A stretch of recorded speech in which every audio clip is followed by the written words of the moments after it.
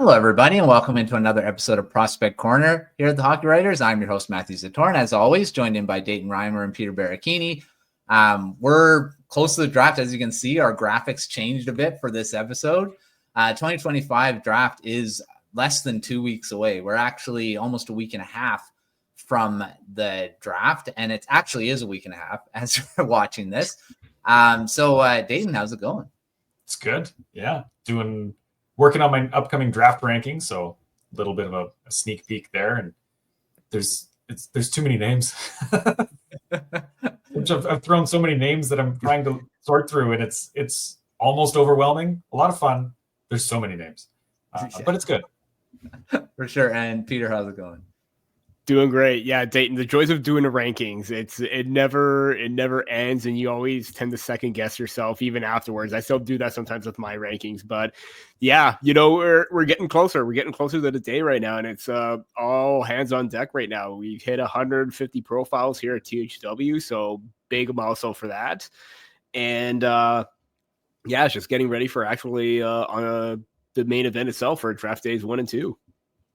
Sure. Yeah, it's really coming quick. It seems like time has flown by. It's like we just started our preseason talking about the draft and how we're almost there. So on this video, we're going to be talking our surprise first round picks, as you can see from the title at the top there. There's always those surprising guys that just jump into the first round. You don't know. And we're all, on draft day kind of scrambling around trying to get a news piece out because we weren't ready for them to go into the first round. But there are always these guys that do that. So we're going to do some predictions and predict who could be those prospects that could jump into the first round. And we're not maybe projecting to go in there, but that could definitely do it. So I'll start with you, Dayton, on your first one, and we're just going to go back and forth. So who is your first prospect that you think could actually jump into that first round? One guy I think could jump in the first round is Reimer Lee. He is a forward out of the Madison Capitals in the USHL. He'll be going to Michigan State University next season. And he's a guy who just really can do everything. He plays well on offense. He plays well on defense. He skates really well. He shoots the puck really well. He put up a ton of points. He had 68 points in 58 games, 31 goals, was really solid in the playoffs. Like, there's very few flaws to his game from some of the scouting that I've done.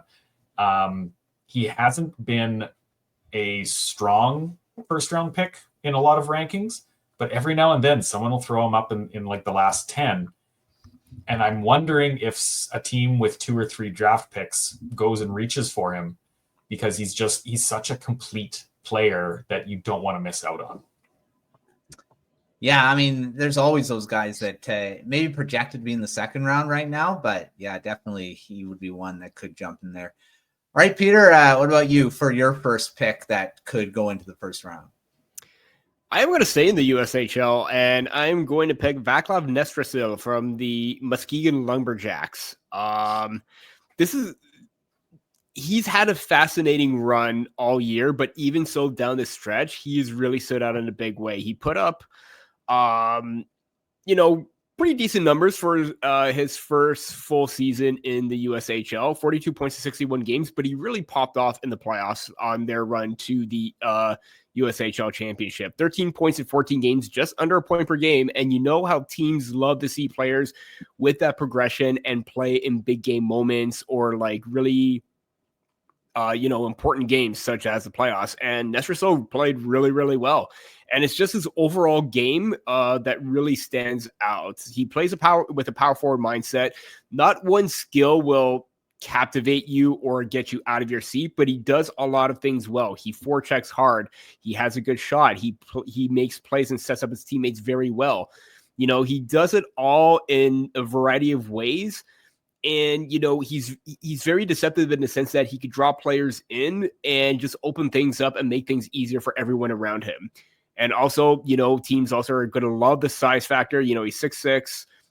185 is a good, a weight for players of his size. He could utilize his leverage very well. He could win battles. He could protect the puck very well. So he's got that size. He's got that strength.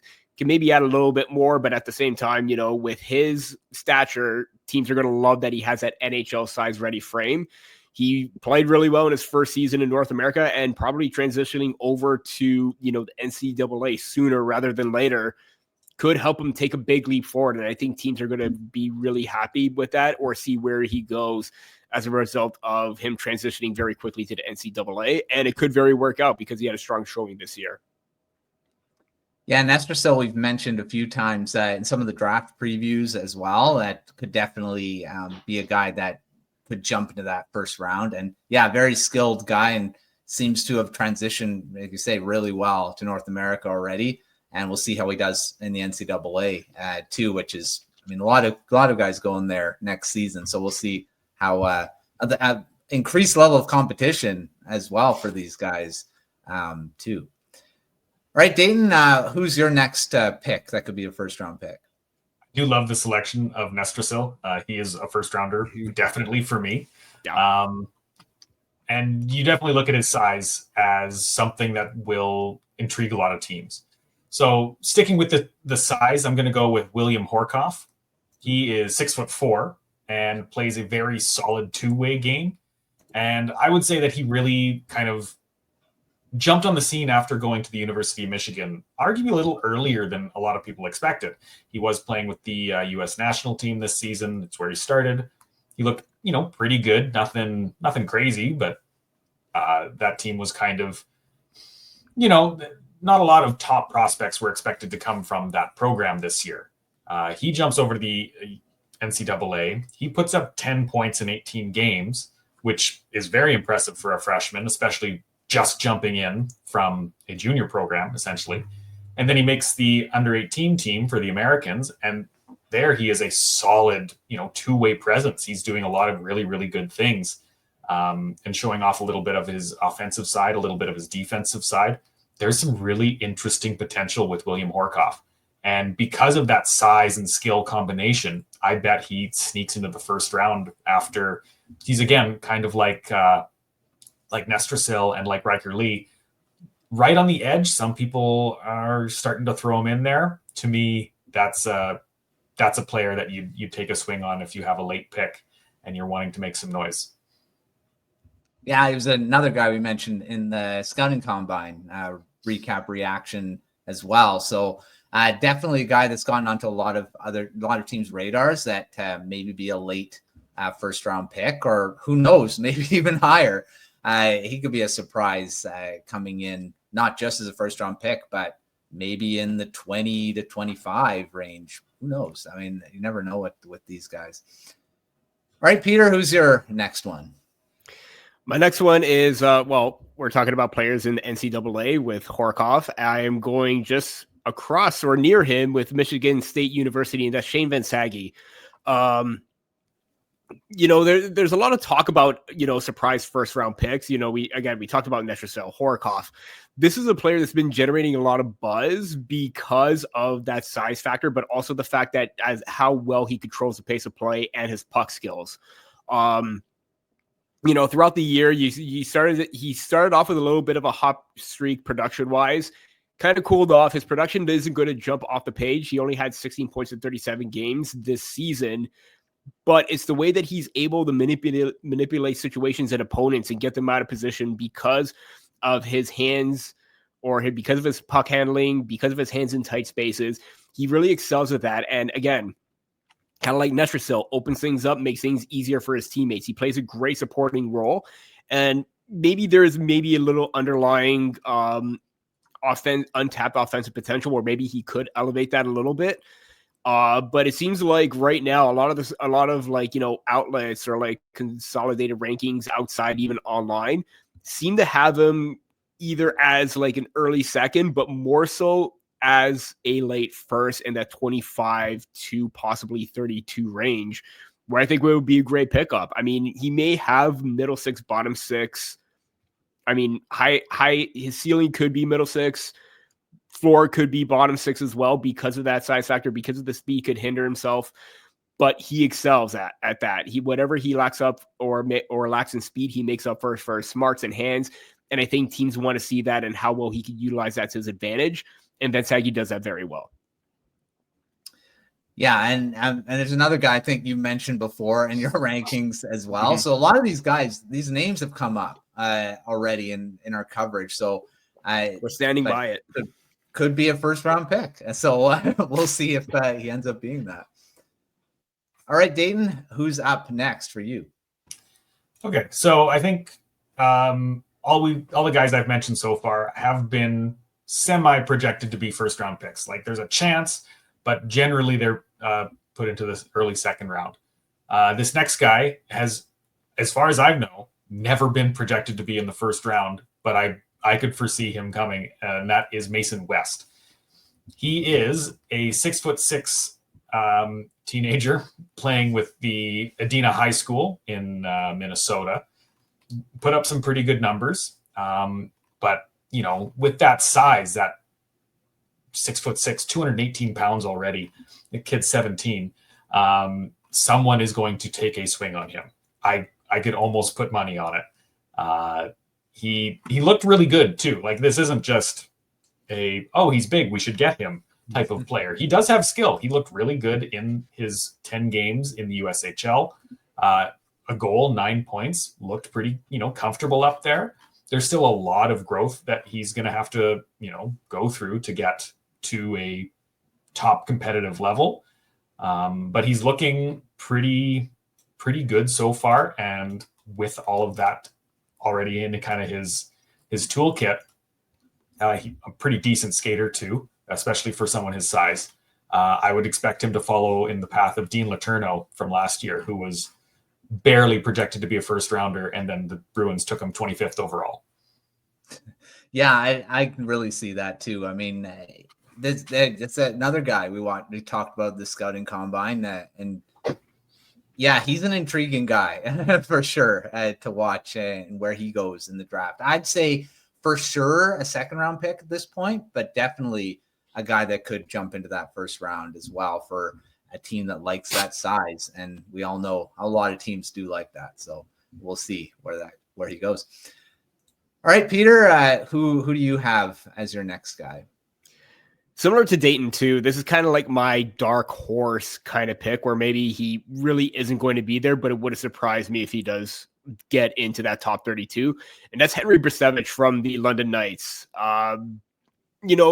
At the beginning of the year, it was kind of like a little bit of a feeling out process. He only got into, he played 52 games last year, only 6 points. That production elevated to 42 and 67.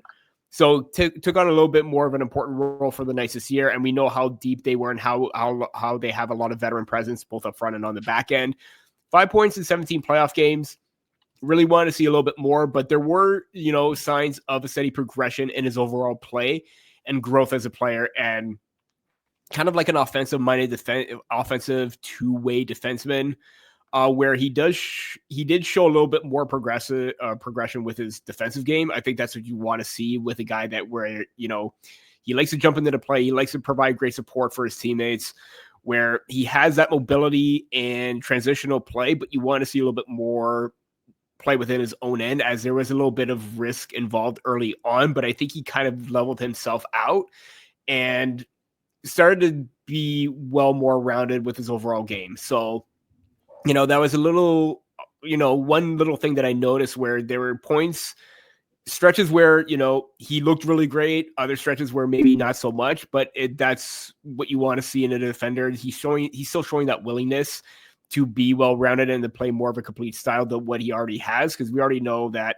he has good mobility, he could rush, he could have that offensive mindset. It's just his play away from the puck and his decision-making needs to be a little bit better.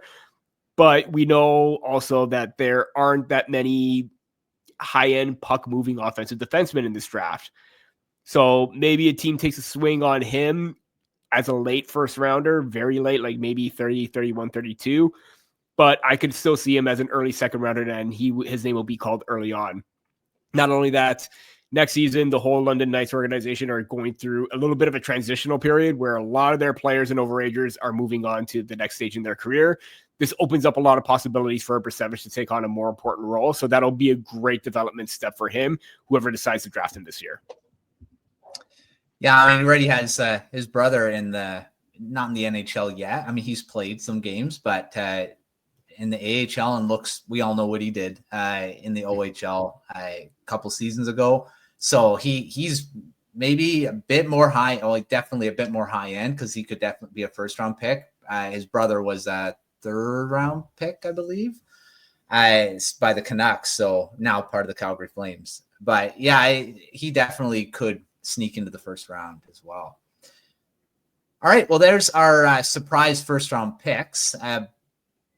But we're going to go a bit further and talk about our steal of the draft, which there is an article out there that Mark Shagg put out that we do every year. It's an annual thing. And his pick, and I mean, I guess the official site's pick, is Malcolm Spence. And definitely a great pick to be a steal of the draft. And so before we get into your steals of the draft, Dayton, what do you think about Malcolm Spence being a potential steal? I think that's a really good pick, especially if you're looking for underrated guys in the first round. He has a lot of like all-around skill. And there's a quote that Mark included from Michael Misa, saying that, you know, he's underrated, that he should be higher up than a lot of teams are placing him or potentially placing him. And that's a pretty big statement from one of the best players in the draft this year, who played a lot against him, both are in the OHL. The one thing that kind of really was pointed out is that he played for a rather defensively minded Erie Otters team, which may have shrunk his numbers a little bit and also boosted his defensive impact. He is a very smart player, and he plays a really good supporting role. He's very good at, helping out his teammates and doing all of those little things really, really well. So I think Spence is a great selection to be a potential steal for the draft. Peter, what about you? What do you think about Malcolm Spence? I know you've mentioned him before too. What do you think about him being the steal of the draft or potential steal of the draft? Yeah, fantastic pick. And, let's not forget that both Misa and Spence and William Moore were all teammates with the Mississauga Senators in the GTHL in their, U16 AAA year where they won that OHL Cup. And that year, William Moore had more points than both Spence and Misa combined. Then again, Misa was close to almost 2 points per game. Same as Spence. They both played in less than 30 games and had pretty good point per game rates than William Moore, where he had 74 and 56. But I digress a little bit there. Focusing on Malcolm Spence right now. I agree in the sense that, he was playing for a little bit more defensive-minded team where, he does have that all-around skill set where it boosts him up a little bit more, but he does have a lot more offensive potential to give. I mean, there was that Hlinka Gretzky tournament where, he was a point-per-game player and he scored ultimately the golden goal for Canada in that overtime on a breakaway to cement that gold medal for that, really dominant team. He's got a fantastic shot in the slot. He's able to find the middle of the ice very well and find those shooting lanes. He's great at opening things up and, finding those cross seams to make a play to his teammates. He is an all-around offensive threat, but you have his offensive game, but also his defensive game as well. This is a guy that can do it all. And you look at his year-over-year progression. 42 points as a rookie, 62 points last year, 73 points this year. If maybe there was a little bit more a run and gun style, you could rest assured that Spence would probably be knocking on 90 points right now. And as a result, there are a lot of veteran players on that team, and he's still, earning that letter on his chest as an alternate captain right now. So you got the offensive skill set, you got the two-way play, you got a leader on the ice. And you just got to feel that he's definitely going to make a team very, very happy with his all-around skill and game right now. Yeah, we have a pretty good track record for steals of the draft. Last year was pretty good. Mm-hmm. So, I mean, we'll see if Spence can follow suit. All right, Dayton, who is your steal of the draft? Well, little bit of a preamble here. I don't think he's been ranked in the first round ever. The highest I've ever seen him ranked is by FC Hockey. They have him 33rd overall. Everyone else, I think, puts him in the third round. This guy's not getting attention, and I don't know why. Because this is Luka Radivojevic. He is okay. Yes, he's a little bit small. He's at 5'10", 168 pounds. That's undersized, but he is a right shot defenseman who is one of the most mobile players I've seen in all of my viewing. There is a number of guys who might be a little bit better, but this guy should be up there with him. Any of those guys. So he moves the puck really well. He did very good at the under 18s, got 6 points in 7 games for Slovakia while serving as their captain. He had 22 points in 38 games with the Muskegon Lumberjacks in the USHL. He played a few games in the SHL because he started this season in the J20 in Sweden there, where he did also very well. And to top it all off, he played the under 20 World Juniors, where I thought he looked fantastic. He only put up 2 assists, but he looked confident. He looked like he was taking charge. He moved the puck really well.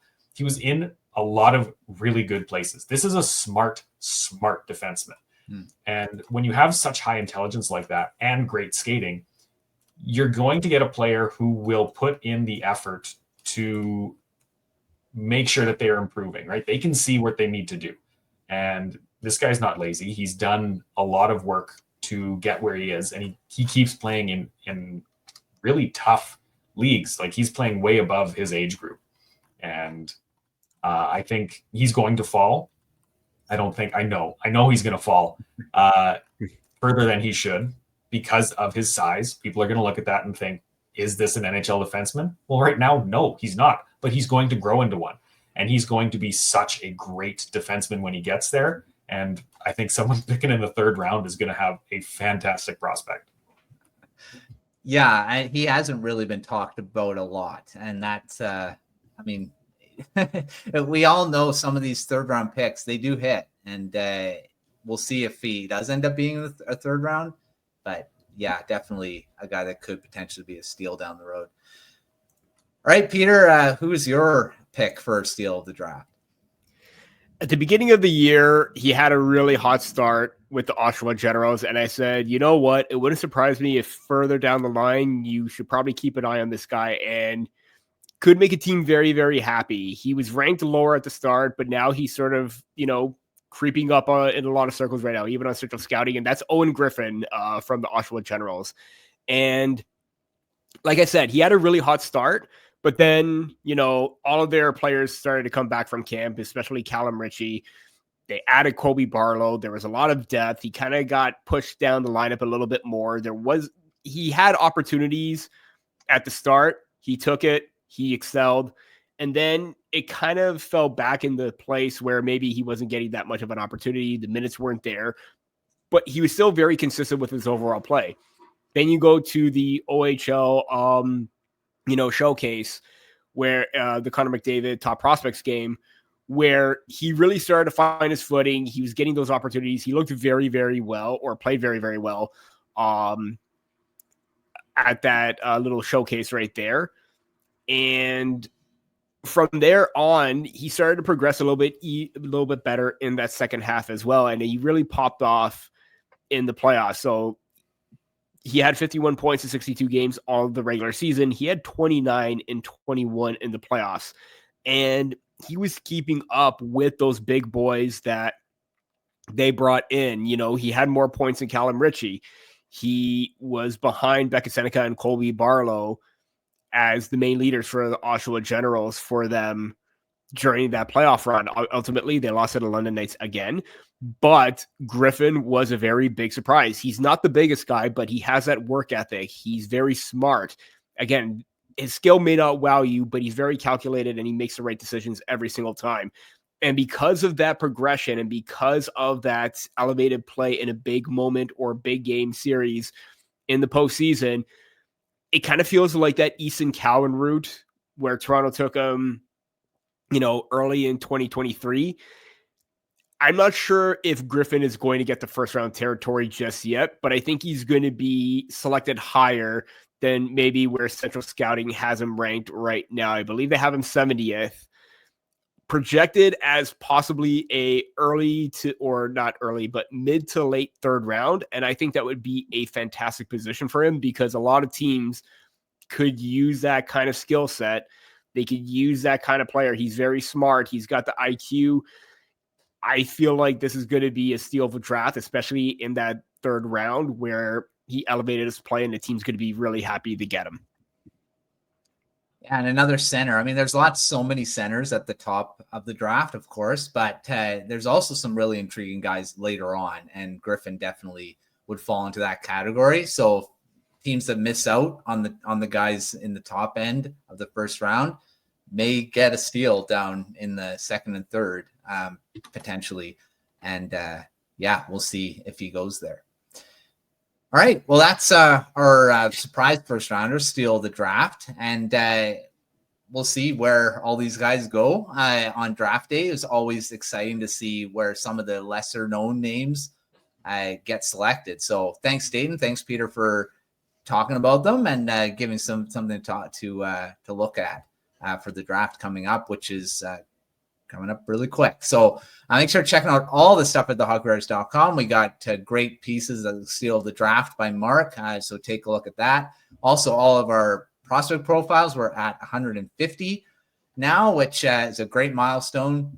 Lots of stuff to take a look at over there. So it features top 10 lists, lots of fun content to take a look at. So make sure to check that out and all of our other videos on the YouTube channel, which we're having a few more coming out over the next week and a bit. But until our next one, we will see you next time.